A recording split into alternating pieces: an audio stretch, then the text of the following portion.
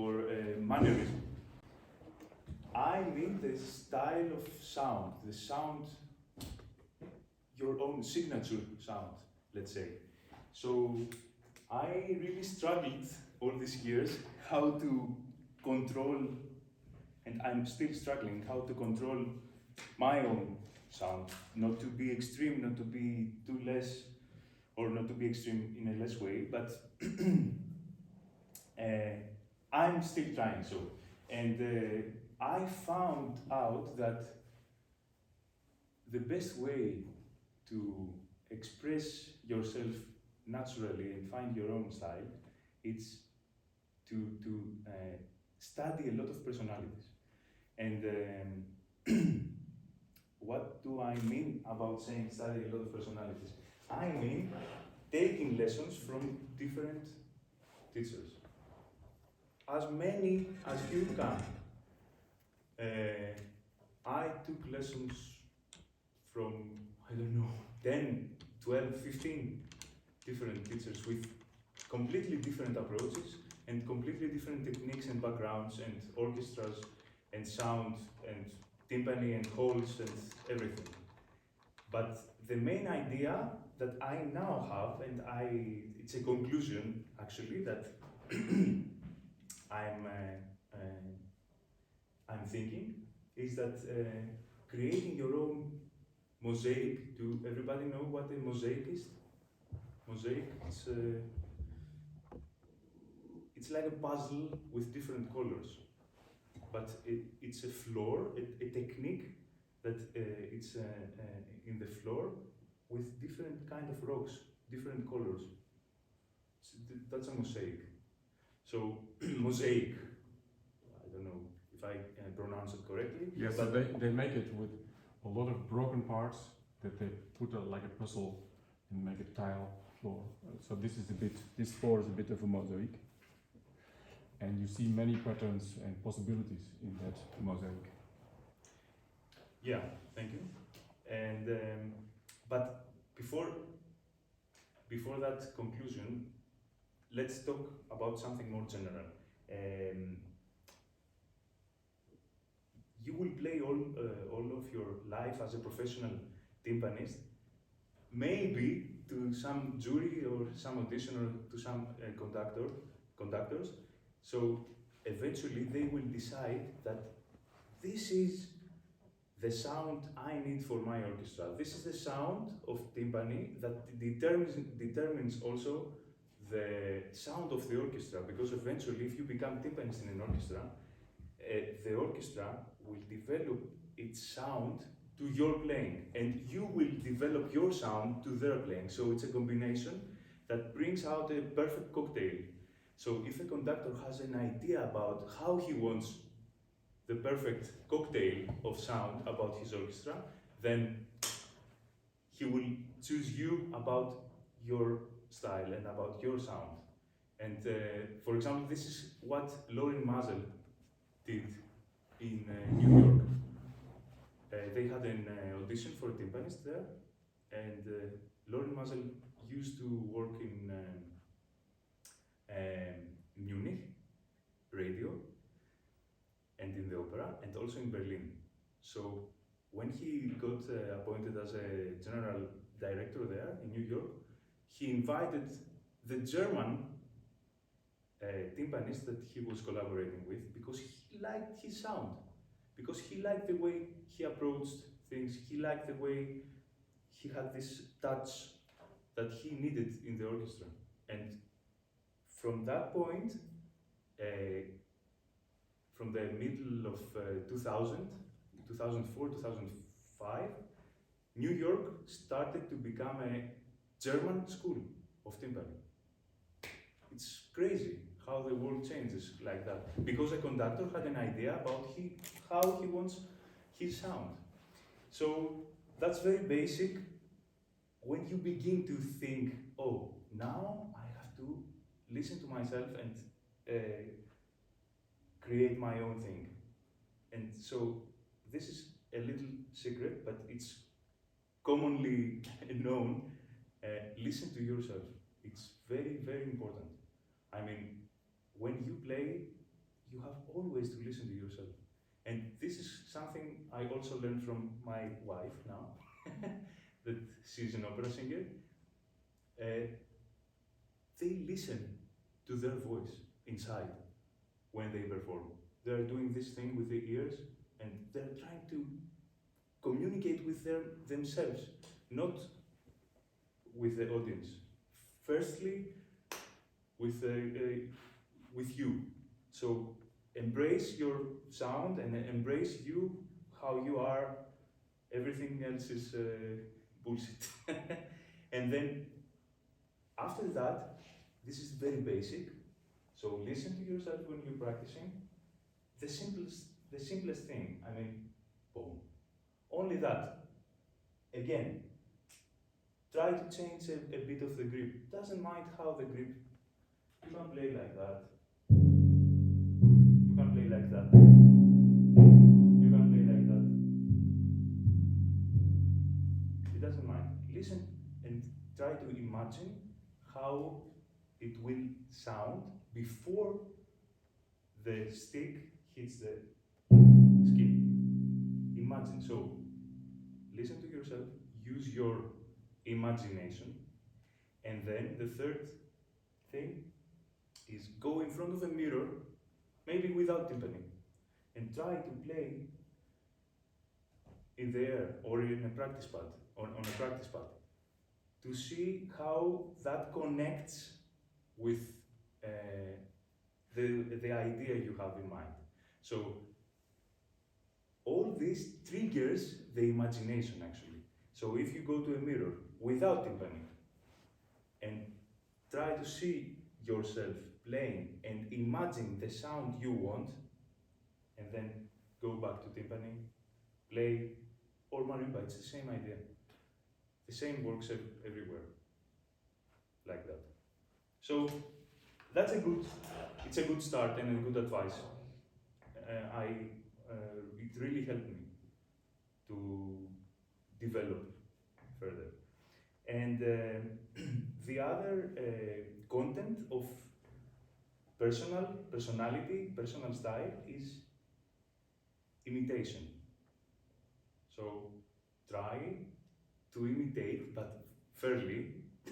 I mean, it's don't be like a monkey that imitates, or a small baby that imitates others, but try to imitate with your own personal feeling images of timpanists you see, maybe on TV or on YouTube or live or in a concert or in a lesson. Try to imitate them. It will never be the same, but if you try to imitate them, then you will beginning to have an idea of, aha, this sounds, he is playing or she is playing that way, she or he is sounding that way, but I'm not the same person as him or her, because my physiology is different. I have bigger arm, heavier body, or I'm short, I'm tall, I'm fat, I'm thin, everything changes the sound. So that will help you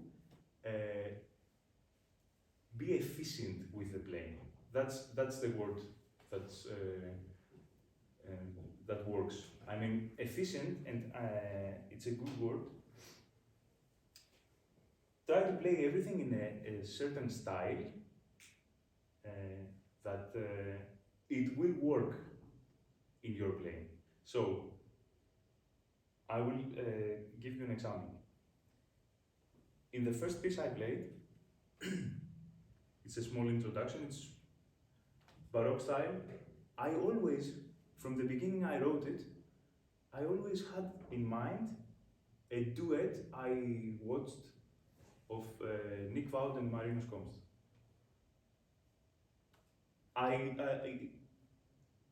not even, I don't look like Marinos, or even if we have almost the same name, I don't look like him, and I don't look like Nick Wout, but even if I had the idea of, okay, they play really militaristic, this music is militaristic, it comes from the military tradition, because came in Europe with the military bands from the East, then it worked. It worked perfectly with this kind of things. So every time I meet a passage in the orchestra like that, written in a certain way like that, I'm having this idea, oh, now this is going to be played like Vaudi or Dutch school or very very precise, and I don't play like that because I have seen myself in the camera afterwards. But even if I have the idea of a person playing like that, it's my sound. I want this sound. So I'm choosing the sound of this. Next, I played this etude from Nick Wow Timpani Challenge. This is, I call it more variations on a Kruger theme. So it's variations. Variations means small parts of music. So I try to play every movement having in mind a different timpanist. So tema was Nick Wout again. Second tema was a bit Brommel. Third tema was Wieland. Fourth tema was American, David Herbert. I really like him. Even if he plays American, it's really efficient. He knows what he wants. It's perfect. I mean, really great. And the last, I combined things. Raymond curves. Almost for every 2 bars, I had a different person in mind of how he's playing or she's playing. It's really working. I'm telling you, it's a good thing to try. Maybe it doesn't fit to you, but it's good to try it. Try to imagine. So use your imagination. This is the best secret, I think, to develop your own personality. And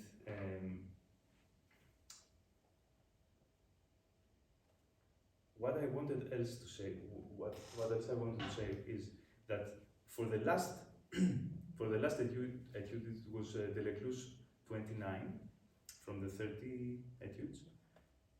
I had this French, from the first time I practiced it, from the first approach, I had this French music, very light and very playful thing. And even though the last 10 years French people play like Germans because of many of them studied in Germany, even though I still have in my ears the way they played it in Paris when I listened to it in a symposium there.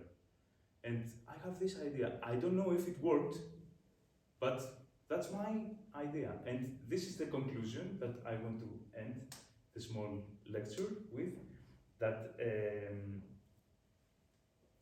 believe in yourself and try to show the real person you are.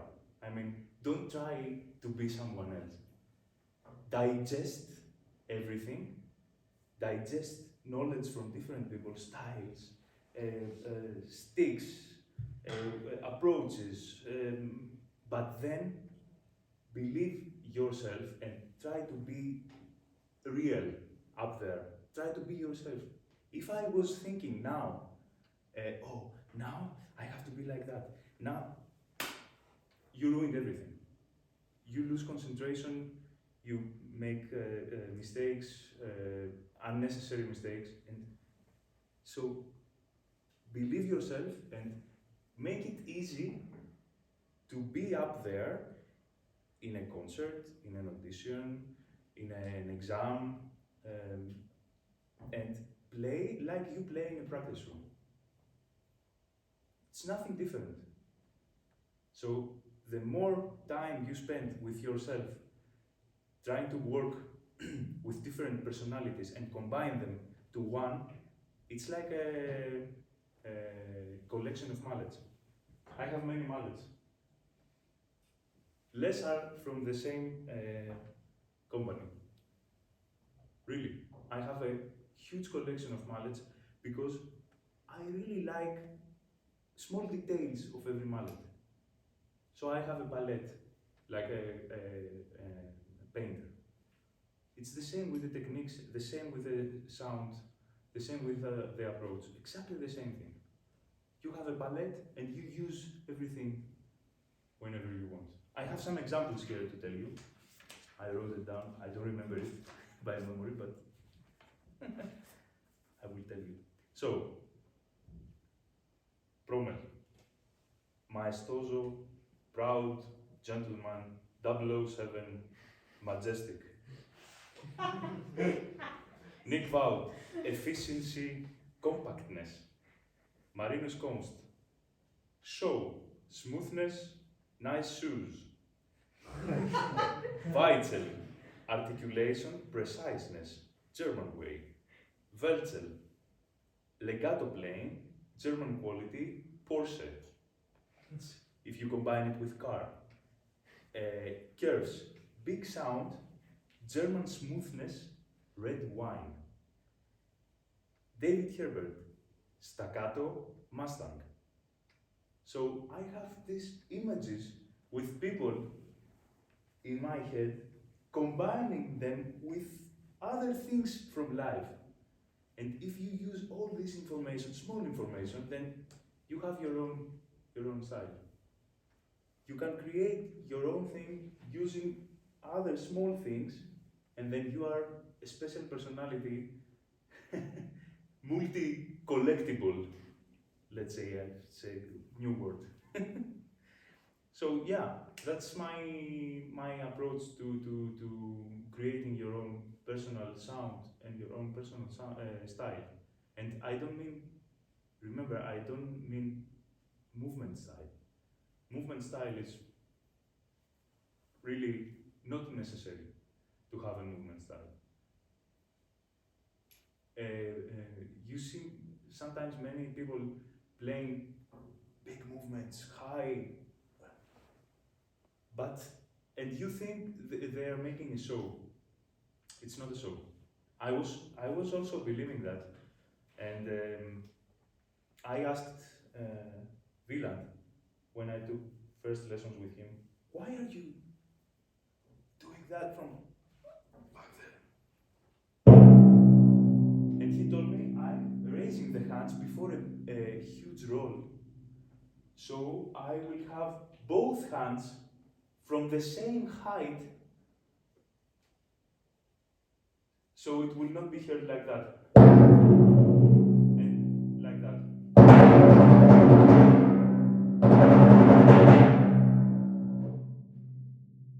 It's very simple. But if you don't ask, you don't know what he's doing, and you are trying to imitate cheap in a cheap way. So anyway, yeah, that's my approach to personal style and personal sound. Yeah. So please, it's your turn. Questions, ideas, share your thoughts. Please, I'm eager to listen to you. Peter, you want to start to break the ice? Yes. So you talk about Wieland. Yeah. And he has a special grip because he has a problem with his first finger, and his whole life he played from the third finger, and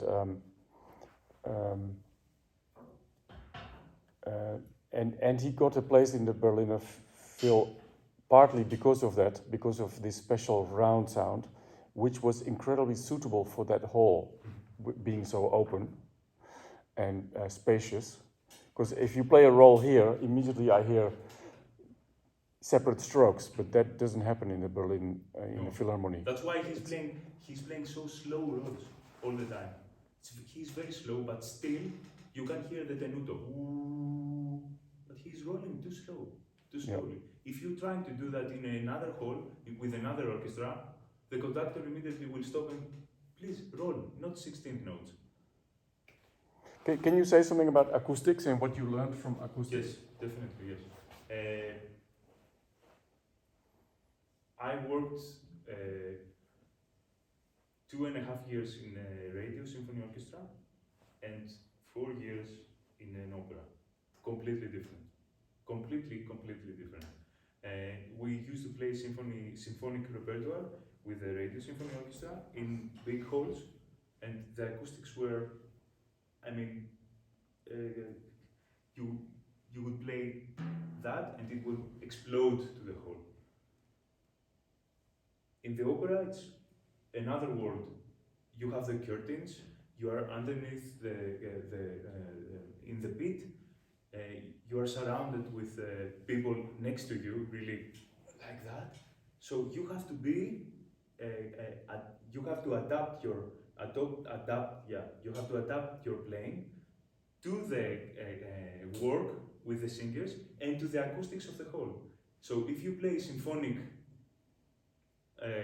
playing, if you perform symphonic way in an opera, the conductor will stop and will say, "That's too loud. You are fired." And I had this problem for the first 2-3 months when I went to the opera. I had this problem. The contrabass players, the brass players, turned like that, and they told me, "Man, you are not in a symphony orchestra. This is opera." So I had to change my way of understanding sound and my sticks and my technique also. I had to change everything. But still, when I play in a symphonic venue, I had to change again. So flexibility is one virtue that you have to have. You have to practice. Be flexible. Nothing is. Wie heißt das auf Deutsch? Die Schall. Scheuklappen. Yeah, das. Like the horses have. This. You don't have to be like that. Be open and try to adapt immediately. Like a chameleon. Chameleon is it's a very nice animal. Also, there's a small island in Greece, also my wife comes from there, that it's the only island in the Mediterranean Sea that has chameleons. And last summer, I saw one and it turned from green to yellow in seconds. And it was amazing, like before 2 seconds it was green. How it became yellow? That's nature. So you have to be naturally flexible. You have to adapt naturally, but really fast. So the modern musician, the modern percussionist, the modern timpanist in an orchestra has to have a huge palette with colors, but not only mallets, also colors of technique and combinations with brain and imagination. Yeah. Maybe nice to tell. One of my one of the students that studied with me became bibliothecarian, so taking care of the library of the Concertgebouw Orchestra, and he started having parts for the whole orchestra for each conductor. Mm-hmm. So the sticks that Marinos or Nick uses, they write it in the part for that conductor, and when he comes again, that information just comes back to the music stand via Douwe, who is a timpanist and a librarian. That's how important it is. Mm-hmm. Yeah. To adapt to conductors. Yeah, immediately you have the information written and you know, with Gustavo Jimeno, these mallets. Yeah. So another question about yes. You played first there with wood actually, yeah? Yes. And I always said playing with wood is the basis of whatever comes after with softer melodies because you can really hear what you do. How was that for you in those years? when I need to practice something from scratch, I always start with wood. Still. Yes, every time. And because I don't want to hurt the timpani, I have a special mallet for that practice thing. It's a very, very light cork ball mallet. And I'm suggesting you, it's cheap actually, it's a plywood stick, 40 euros or something. And it works perfectly when you practice from scratch something.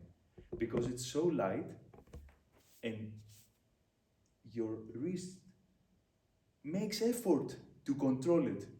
So you learn, you develop your muscle memory from scratch playing. Can you play something with it? Yes, of course.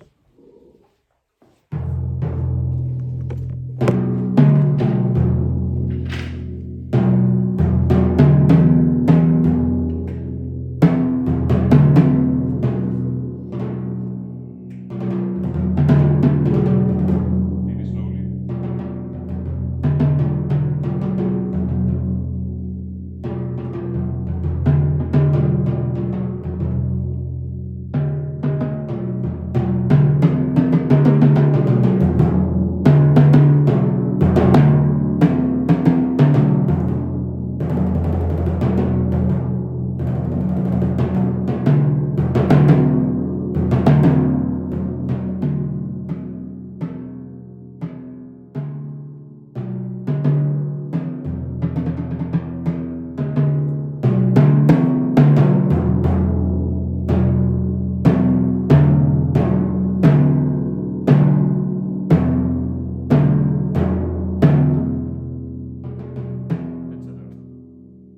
Nice, very nice sound. Yeah, and it's harmless even for natural skins. Yeah, yeah. Because it's so light. So you said you actually, because the stick is not doing anything, Yeah. it's so light, your hands have to do it. Yes. And in that way you practice your Muscle memory. muscle memory. Yes. Yeah. And muscle memory means, in this kind of situation, play exactly in the same spot all the time, especially if you are using natural skins, because you know with natural skins, it's with calf skins. If you play here, it's different. So you have to be all the time at the same spot, and that helps because it's huge. The thing is huge, so you are struggling all the time to control. Mm-hmm. Yeah. It's exactly the same idea of practicing dead strokes on marimba. Yeah, in the neurology, it's called embodied cognition. That means that the nerves that go to the muscles have information already of repeating certain movements. Like, for example, your nerves in the feet know how to walk. It's not something you have to think of consciously, or you know how to drive. So that's what you're practicing, is not only muscle memory, but it's actually the nerves, the physical information that brings to the mind information back. Yes, yes, yes. Which includes touch, Mm-hmm. how it feels to sit in a certain position, or how it feels, Exactly. how the bounce, for Yes. example, that is different in this timpani than that. Exactly. And it's a nice pass you gave me. The example you always say about the car and the driving. Driving a car needs a technique, actually, but you don't think of a car driving technique if you are driving a car. Otherwise, it's dangerous. So you never think when you are going to drive, now I'm going to push the left pedal with my left foot, and with my right hand I will do that. No, you just enter the door, drive, and being careful of what is happening around you. It's the same thing, using the technique, when you're playing, you don't need to think it. You have to practice it, of course, but you don't think of it while you are playing. So, I mean, really basic thing. Still, everything is brought on by this embodied cognition. So you don't have to consciously think, I'm going to move my left foot. But the brain is making that combination. If you think, oh, I want to use my gear, then the body automatically does that. So it's an overall compact, an overall view that the brain has. And you don't have to think things separately. The same with tuning, for example. I noticed you're playing and it's really, you move up the note because you hear it and immediately the body changes the sound, changes the pitch. Instead of, in the beginning, you still have to think, shall I move it, shall I not move it? Is it too high or is it too low? You know, that you want to pass that and automatically react. Yeah, yes. But that is also a part of the procedure. So if you learn to do that also, it's another way. Yeah. Yeah. So it's also how you said it. Embodied cognition. Embodied cognition. Yeah. Yeah. Yeah. Yeah. And that means that the brain is on a higher level. You know, like a conductor listening to the sound, and your body is making the sound, but at the same time your brain is checking the acoustic. Yes. Or checking the tempo, or you know, the interpretation, and all the handwork and feet work goes automatically. Yeah. So how do you do that when you study? Are you disciplined, or is it just happening to you, or?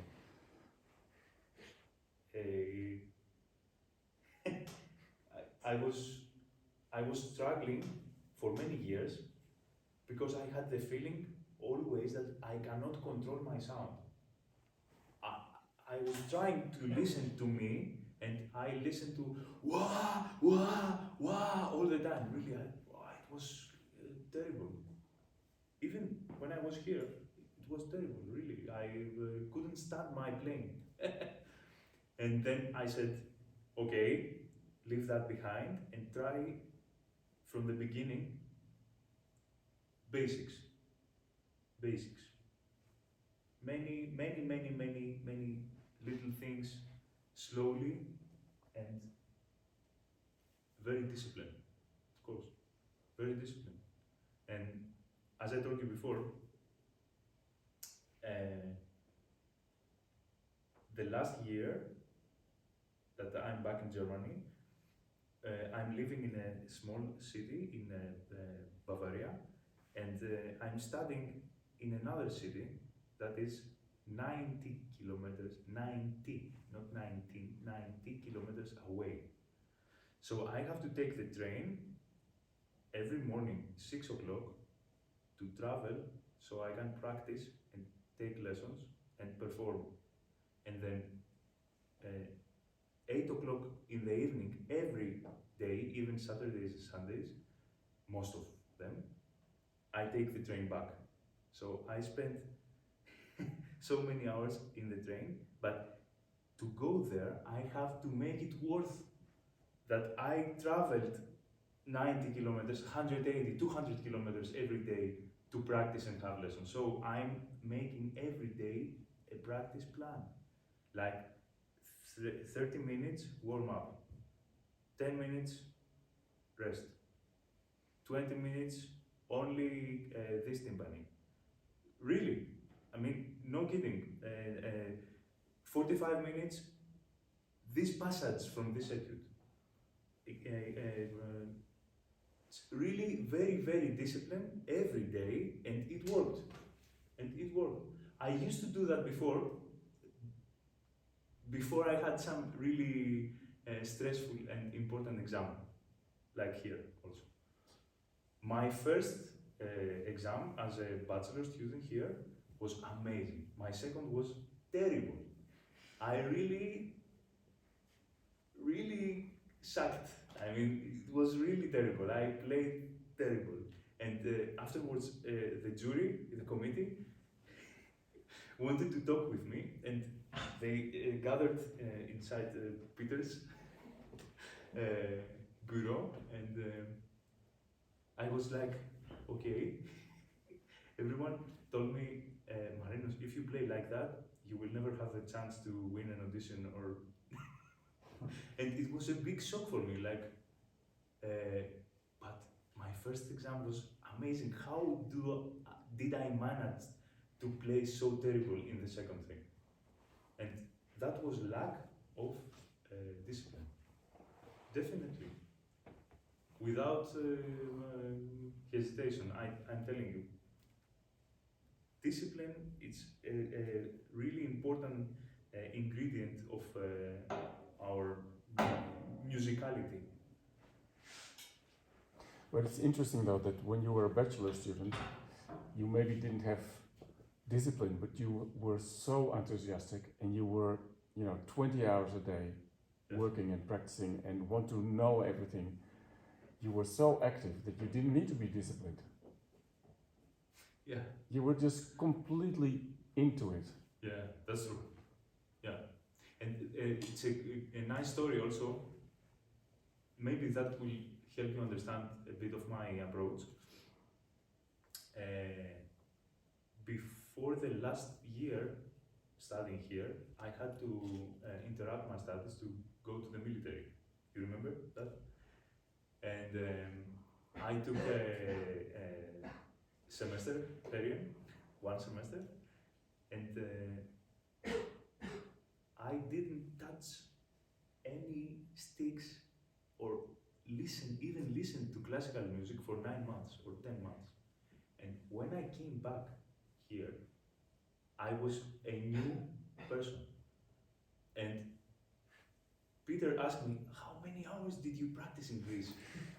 Yeah, it was like, sorry, I didn't practice all these months.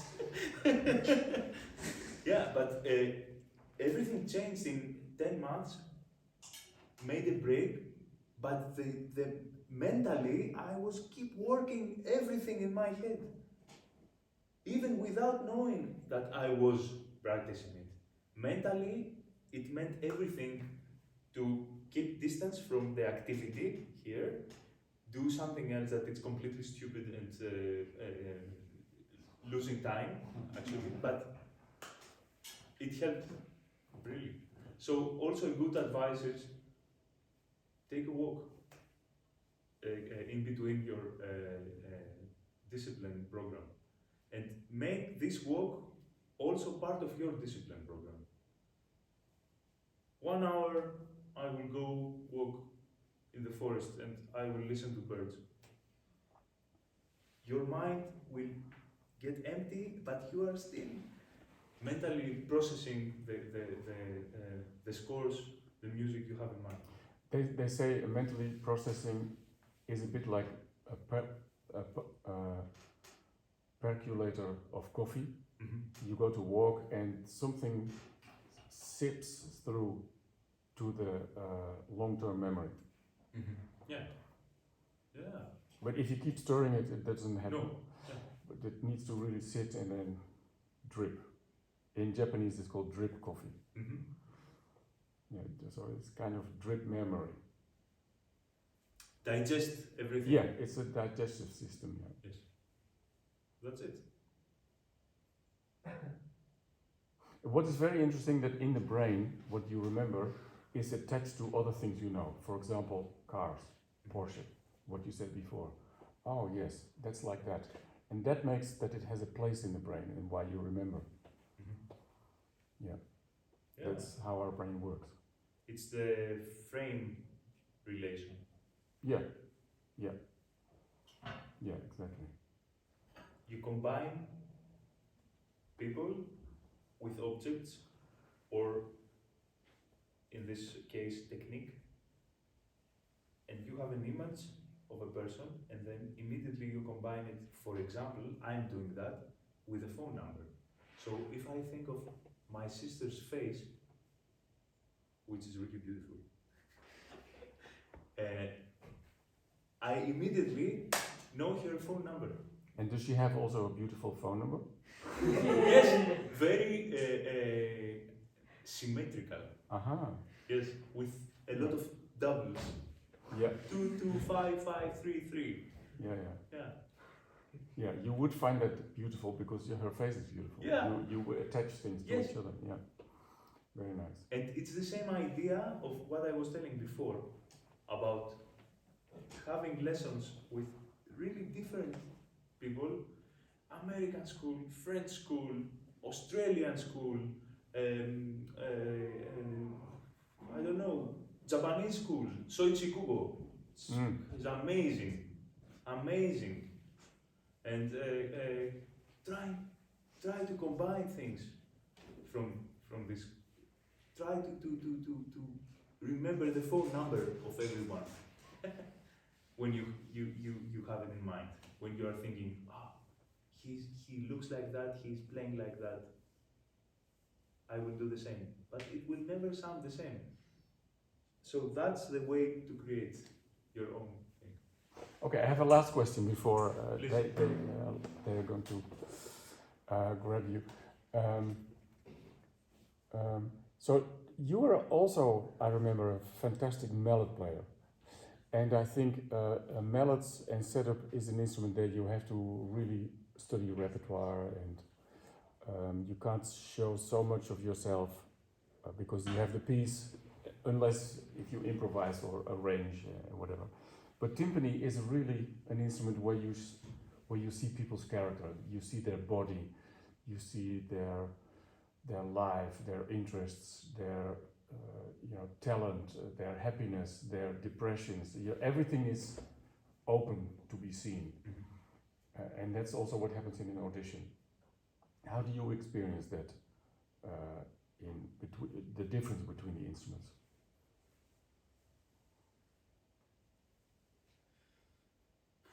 It's a good question because this is one of the things I'm still trying to figure out. What is the difference actually? Because I will be honest, I don't find any differences. Yeah, I do. For example, if I speak to marimba players, they're talking about the music. Yeah. If I speak to timpani players, they're speaking about philosophy of life. Okay. There is a kind of, you have to play like this because they are like that. And it's much more individual also. I consider myself a percussionist. So the approach I have to every instrument, even if I play timpani, the general approach, it's that I'm now playing percussion. Even if I play marimba, even if I play tambourine, castanets, cymbals, it's all, for me it's the same approach. I have to be delicate, but at the same time, I need for myself, like Marinos, I need to be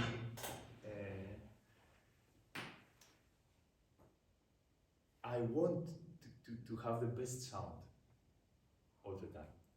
I'm in a constant search of the best sound, so I'm always trying things. Mm-hmm. I'm closing myself in a room with a tambourine and I'm trying things. Like crazy things, like that, like in the head, like really. The marimba also. I want to play something that it's staccato, and I'm also doing these things. Mm-hmm. It's the same with timpani. The same idea with these sticks. I told you.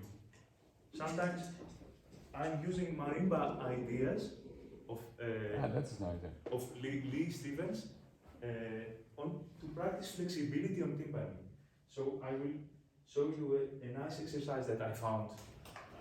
It's nice for flexibility. That the idea comes from Stevens. You have 4 timpani, 4 mallets, and then you have accents. So you play.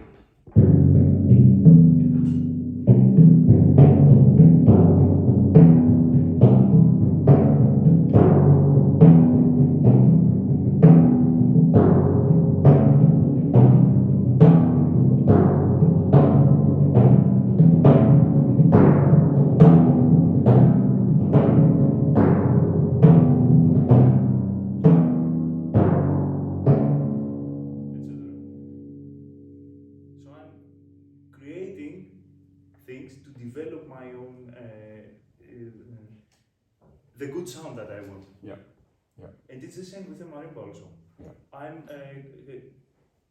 I'm having, of course, a way that is already known, like books, technique books, or repertoire. But then I'm trying to find out different kind of things that they will improve my sound. Yeah. So when you use those books in those etudes, Yeah. that are kind of methods, Mm-hmm. but then you're referring to what's the best sound. Yeah. And Always. and not just okay, this is the method I have to do, so I just have to do it. No. There is a certain consciousness of sound all the time. Yes, and this is over the years still developing. I'm still developing, of course, but this is during the years what I learned and what I said before. Try to listen to yourself. Try to be an external ear to a small room. So record yourself or do not record yourself, but trying to imitate the recording procedure by your own self, your own ear. Judge yourself in a good way. Don't be judging, but you have a taste. You all want to be musicians, so you have to have a taste. If you taste a shitty wine, immediately you say, "Oh, this is really bad." But it can be useful. I sometimes have shitty wine and think, oh, I cook with that. Yeah, that's true. Yeah, that's true. Yeah. But you have to listen to yourself and be aware of the sound you want. So even before I play, when I do that, I know what sound I want. Nice. I imagine the sound I want, and all this imagination, it's digested with the material of the stick, the height of my hand and arm, the weight of my arm, and which part of the arm and my body I use for this single note, for this single tone. Yeah. It's very important, especially if you are having a role in the orchestra of a sound effect. And this is what I learned also in the opera, that the timpanist, it's a generator of sound effects in the operatic repertoire. Mm-hmm. So if you are a timpanist in an opera, you have, of course, the role of the contra bass, but you have also the role of sound effects. You dramatic and swords and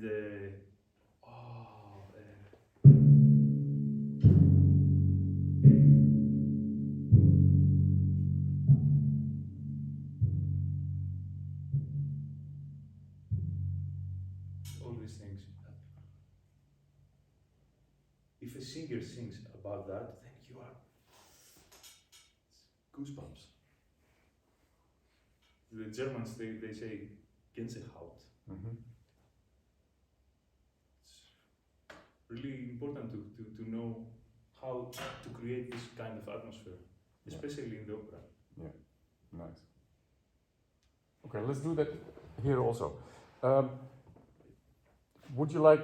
Maybe it's good to have a student play for you, Of course, and yes. and work on Definitely. some repertoire before we could talk for hours, Marinos. Yes. So, who wants to start? Please.